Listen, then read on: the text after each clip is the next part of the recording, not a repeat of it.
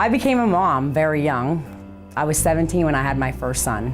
He's gonna be 30 next month, or no, August, I'm sorry. Jeez, can't even keep up.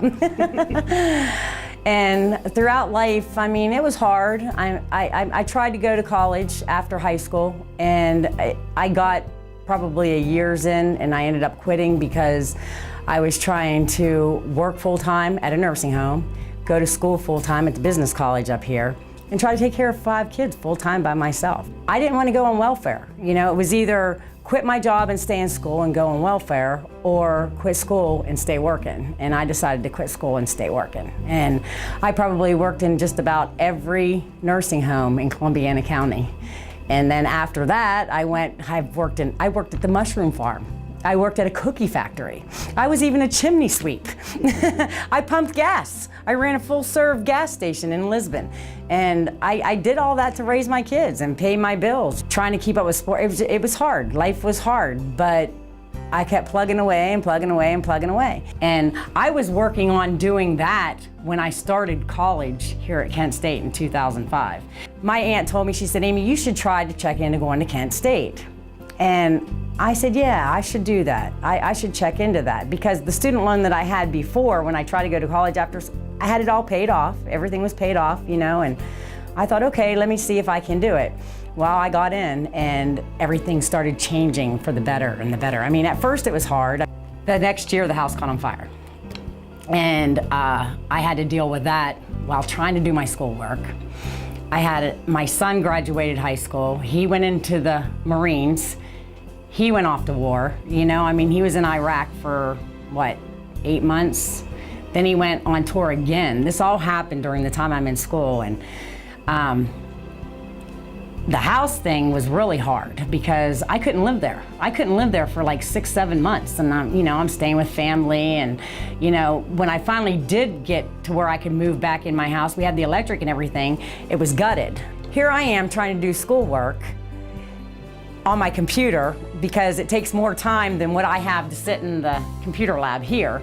But I had the electric and everything, and I had my computer set up there. I didn't have internet, but I did all my schoolwork as much as I could at home, saved it on flash drives, came down here to the school, went to the computer lab, wherever, to upload my projects and get them submitted, and I did it all on time. I got through it. I mean, you know, I got to the point where worrying about running out of gas to get to class was the least of my worries. That if I can overcome this, I can definitely overcome that. If I have to call the cab company or call a family member or a friend or somebody, help me get to class, you know, I'll do that.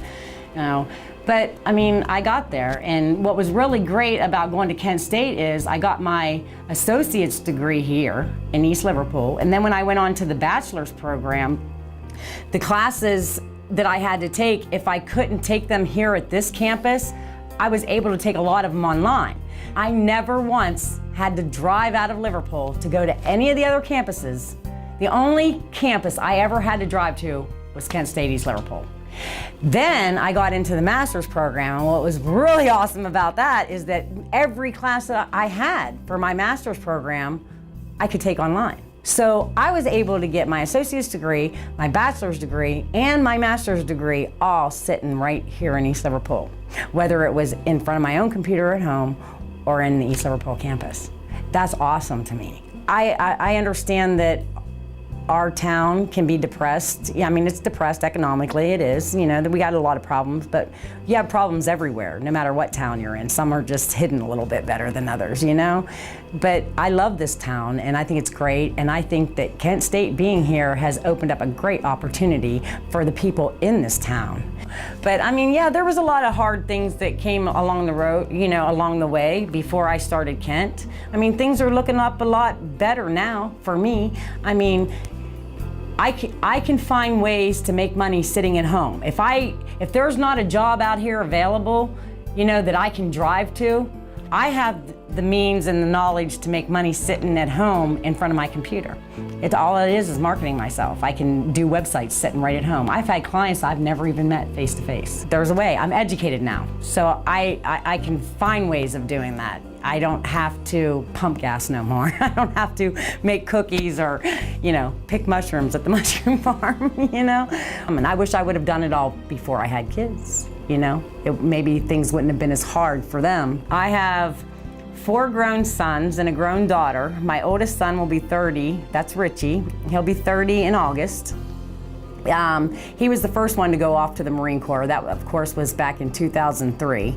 Now, my second son, Jason, he is 28 years old, and he's a sergeant in the Marine Corps. He's been overseas twice. He's been to Iraq, he's been to Afghanistan. And then my other son, Dustin, he's still in the reserve. And he went from working at the steel mill in PA up here to painting water towers. Which was, I'm like, okay, what's more scarier, painting water towers or going off to war, And then he has a twin brother, Dustin and Justin. They're both 26 years old. And Justin works for, I forget the name of the plant down here in Wellsville, and he has 2 kids. And Dustin has a daughter, and Jason has a son now, and, I got 5 grandkids. Went from 5 kids to 5 grandkids. And then my daughter, Jessica, she's 23, and she has a little girl, Anna. They're doing good. They're all doing good. Yeah, I'm very proud of them. For as young as I was, they all turned out pretty awesome. I remember going to the gas station. Seriously. My apartment was close to the gas station I ran in Lisbon. And I had to be there at 6 o'clock in the morning to open it up one day. This is just an example, okay?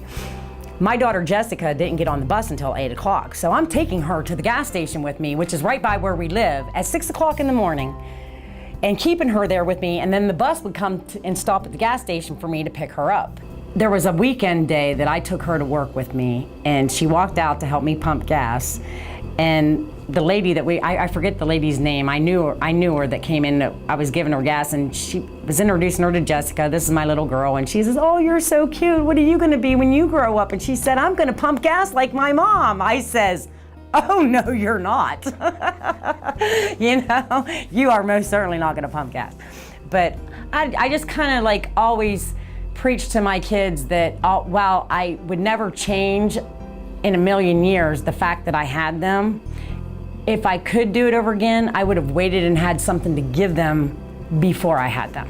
Having kids that young is very hard. I always tell them, have something to give to your kid. Have something to give your kids before you have them, and it'll be better for them in the long run. But if it's something that you want to get into, that you want to further your education later on down the road, I believe that Kent State is it.